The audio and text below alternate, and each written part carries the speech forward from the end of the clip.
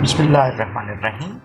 हम कंटिन्यू कर रहे हैं जी ग्रुप्स के चैप्टर को of Stephen P Robbins of the subject organisational behaviour. इस लेक्चर में हम बात करेंगे कि ग्रुप डिसीजन मेकिंग क्या होती है और ग्रुप की डिसीजन मेकिंग टेक्निक्स क्या होती है। सबसे पहले इस वर्ड को लेकर चलते हैं। What do we understand by this one word as a decision?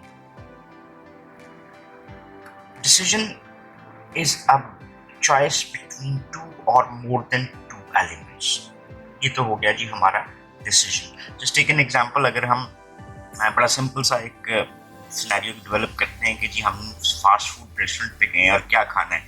There are few choices like burgers हो सकते हैं, पिज़्ज़ाज हो सकते हैं, सैंडविचेस हो सकते हैं। So out of these three choices, जिसको मैं ए, बी और सी ग्रेड कर लेता हूँ, so I pick pizza, that is a a choice.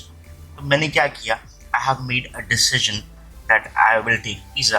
तो मैंने जब दो या दो से ज़्यादा एलिमेंट्स में से किसी एक को सिलेक्ट कर लिया तो वो मेरा क्या है, डिसीजन। अब आगे चलते हैं और देखते हैं कि what do we understand by this word of decision making. अब डिसीजन मेकिंग बुनियादी तौर पे क्या है कि जब हम किसी भी प्रोसेस को अडॉप्ट करते हैं in order to make a decision, तो वो क्या होगा, डिसीजन मेकिंग प्रोसेस कहलाता है। सो डिसीजन मेकिंग प्रोसेस इस तरह से किया जाता है। There are certain different procedures जिसको हम फॉलो करते हैं। हमने पहले भी पढ़ा होगा मैनेजमेंट में, there is an 8 step process जिसको हम पिक करते हैं किसी भी डिसीजन को करने के लिए। सो अगर उसका एक ब्रीफ सा ओवरव्यू दिया जाए तो हम क्या करते हैं, हम डिसीजन क्राइटेरिया बनाते हैं, उस क्राइटेरिया को वेटेज एलोकेट कर लेते हैं, फिर इसके बाद हम उस डिसीजन के ऊपर अल्टरनेटिव्स को जनरेट करते हैं, फिर वेट एलोकेट कर देते हैं उस क्राइटेरिया को, और फिर उसकी मल्टीप्लिकेशन करते हैं विद द स्टैंडर्ड वेट्स, और जो स्कोर हमें हासिल होता है उसमें से असेसमेंट ऑफ द अल्टरनेटिव्स कर लेते हैं। ये असेसमेंट ऑफ द अल्टरनेटिव्स हमें एक क्लियर पिक्चर देती है जिसकी बेस के ऊपर हम एक फाइनल डिसीजन कर रहे होते हैं। That is what is called as your final decision. So जो हमारा परसेप्शन का चैप्टर था उसमें हमने डिसीजन मेकिंग के ऊपर इन डिटेल बहस भी की थी। You can watch the lecture for further review of those. अब हम बात जो करने जा रहे हैं वो है ग्रुप डिसीजन मेकिंग की, कि अगर आप लोग ग्रुप यानी two more than two people are working together and they want to make a decision, तो वो क्या डिसीजंस हो सकते हैं। सो ग्रुप डिसीजन मेकिंग में हमारे पास सेवरल टेक्निक्स आ जाती हैं। ये जो ग्रुप के डिसीजंस हैं, they are made in interacting groups where members meet face to face and rely on verbal and non verbal communication. So पहली चीज तो हमें यहाँ पर ये कुछ इस तरह से समझ आ जाती है कि हम डिसीजन करने जा रहे हैं किसी भी ग्रुप में, और ग्रुप में कोई इंडिविजुअल काम नहीं कर रहा होता। इसका मतलब क्या हुआ कि देयर आर मेनी पीपल। हमारे पास पहला एक ऑप्शन के हम ग्रुप में इंटरेक्ट करते हैं, आपस में बात करते हैं। अब ये बात करना कैसे हो सकता है, कि मीटिंग हो सकती है, that is when we are meeting face to face, या हम रिलाई करते हैं verbal and non verbal communications के ऊपर। ये हमारे पास एक इनपुट बनती है किसी भी डिसीजन को लेने के लिए। अब हम आ जाते हैं टेक्निक्स की तरफ। ये डिफरेंट टेक्निक्स क्या हो सकती है। पहली टेक्निक है, इसको हम कहते हैं ब्रेनस्टॉर्मिंग। मैं तो इसको जनरल वर्ड्स में जब एक्सप्लेन करता हूँ तो मैं कहता हूँ दिमाग की चक्कर चलाना, मीन्स दिमाग में आंधी लेकर आना। Brainstorming means basically you free your mind और let your mind create certain ideas. यानी जितने भी आइडियाज आपके पास आते हैं आप उनको अलाउ करते हैं कि वो आपके माइंड में आए। इसी को एक्सप्लेन करते हैं idea generating process design to overcome pressure for conformity. So आप अपने माइंड को अलाउ करते हैं कि आप जो है आइडियाज को जनरेट करें ताकि आप फिर उनमें से कंफर्मेंस क्रिएट कर सकें, वो चीज़ें जो कि आपकी सिचुएशन के मुताबिक डुएबल होती हैं। अब ये ग्रुप टेक्निक है, तो इसका मतलब क्या हुआ कि if this is a group जिसमें ये सारे ग्रुप मेंबर्स हैं, तो ब्रेनस्टॉर्मिंग में everyone is allowed to create ideas. यहाँ पे आप इन आइडियाज को क्रिटिसाइज नहीं करते। Any individual has that capacity कि वो ब्रेनस्टॉर्म कर सके और अपने आइडियाज को एज एन इनपुट यूज कर सके फर्दर कम्युनिकेशन के लिए, जिसकी बेस के ऊपर हम शायद ग्रुप के लिए कोई डिसीजन ले सकें.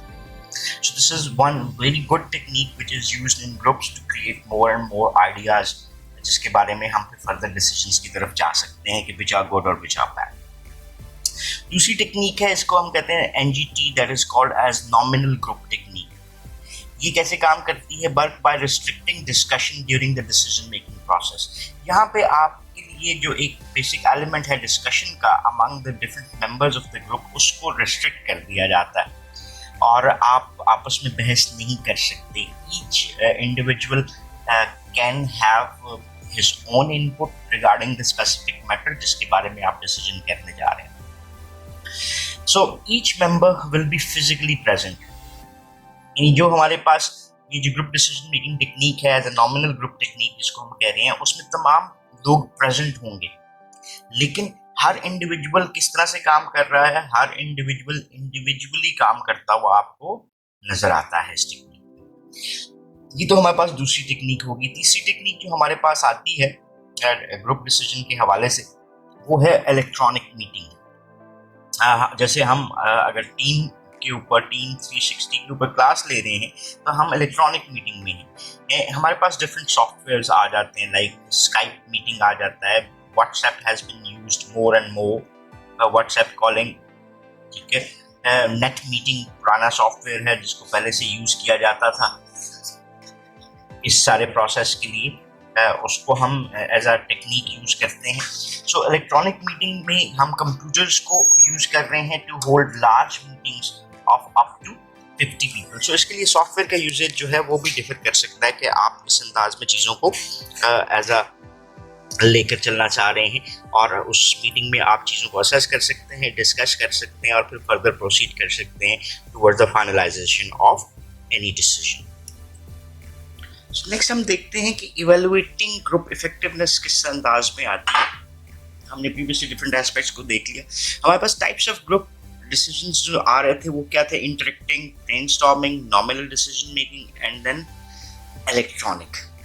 सो उसकी इफेक्टिवनेस क्राइटेरिया को अगर हम देखते हैं तो पहला पॉइंट है हमारा कि number and quality of ideas कितने जनरेट होते हैं.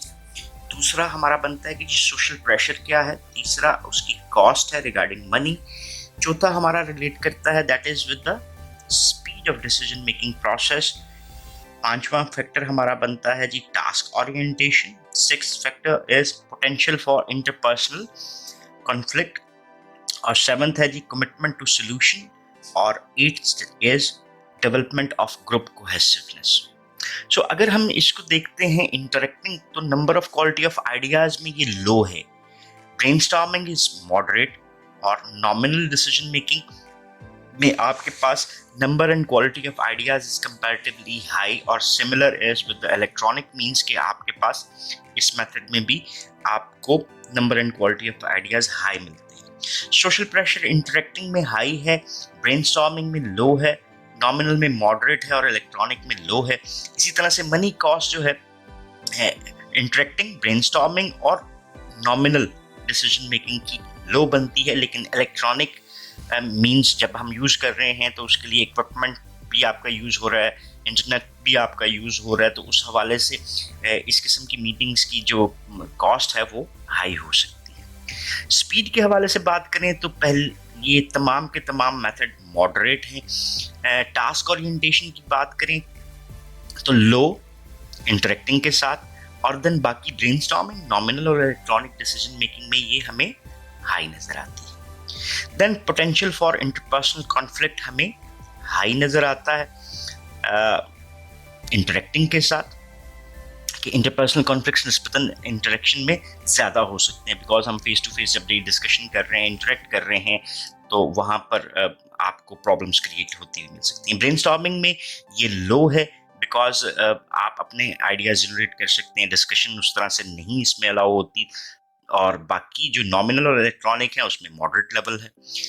सॉल्यूशन कमिटमेंट जो है वो इंटरेक्शन में हाई नज़र आती है. ब्रेनस्टॉर्मिंग में क्योंकि हमने आइडियाज़ बहुत सारे जनरेट किए हैं तो वहाँ पर ये नॉट एप्लीकेबल बनती है. और नॉमिनल में मॉडरेट और इलेक्ट्रॉनिक में भी मॉडरेट लेवल आता है. और ग्रुप कोहेसिवनेस को अगर हम लेकर चलते हैं तो वो आपको इंटरेक्टिंग और ब्रेनस्टॉर्मिंग में हाई नजर आती है, नॉमिनल में मॉडरेट और इलेक्ट्रॉनिक में लो। क्योंकि ये जो कोहेसिवनेस है वो आपको किस अंदाज में, जब हम इंटरेक्ट करते हैं एक दूसरे के साथ फिजिकली प्रेजेंट होते हैं, तो वहां पे कोहेसिवनेस के चांसेस भी आपको निस्बतन ज्यादा नजर आते हैं। सो इसकी ग्लोबल इम्प्लीकेशंस को भी थोड़ा सा देख लेते हैं और फिर इसको क्लोज करेंगे कि ग्लोबल इम्प्लीकेशंस क्या हैं। कि स्टेटस एंड कल्चर के हवाले से importance of status varies with different cultures, अगर हम डिसीजन मेकिंग में ग्रुप के हवाले से भी बात कर रहे हैं। Managers must understand who and what hold status when interacting with people from another culture. So ये कंसिडरेशन ज़रूरी होती है कल्चर के हवाले से। सोशल लोफिंग का एक कॉन्सेप्ट यहाँ पर आता है। वेस्टर्न इंडिविजुअलिस्टिक कल्चर्स है, वहाँ पे सोशल लोफिंग आपको ज़्यादा नजर आती है। सोशल लोफिंग का कॉन्सेप्ट ये है कि वन इंडिविजुअल इज वर्किंग, और अगर मैं नहीं भी कर रहा ग्रुप में काम तो उससे कोई फर्क नहीं पड़ेगा, बल्कि ग्रुप की कारकर्दगी वहाँ पर मौजूद आपको नजर आएगी। ग्रुप डाइवर्सिटी के हवाले से इंक्रीज डाइवर्सिटी लीड करती है इंक्रीज कॉन्फ्लिक्ट्स के ऊपर। जितनी ज़्यादा डाइवर्सिटी होगी कॉन्फ्लिक्ट्स उतने ज़्यादा होंगे, और may cause early withdrawal and lowered morale among the employees of the group. If the initial difficulties are overcome, diverse groups may perform better. और सरफेस डाइवर्सिटी में increase openness. Surface level diversity हम उसको कहते हैं जिसमें visible characteristics हमारे सामने होते हैं, जिसकी बेस के ऊपर हम, जैसे अगर आप कहते हैं जेंडर, तो विजिबली कैरेक्टरिस्टिक मौजूद हैं कि मेल एंड फीमेल। तो सरफेस डाइवर्सिटी जो है वो ओपननेस को इंक्रीज करती है। सो परफॉर्मेंस के हवाले से इसकी मैनेजरियल इम्प्लीकेशंस क्या नजर आती हैं, सेटिस्फेक्शन के हवाले से क्या नजर आती हैं। Typically clear role perception, appropriate norms, low status differences and smaller, more cohesive groups lead to higher performance.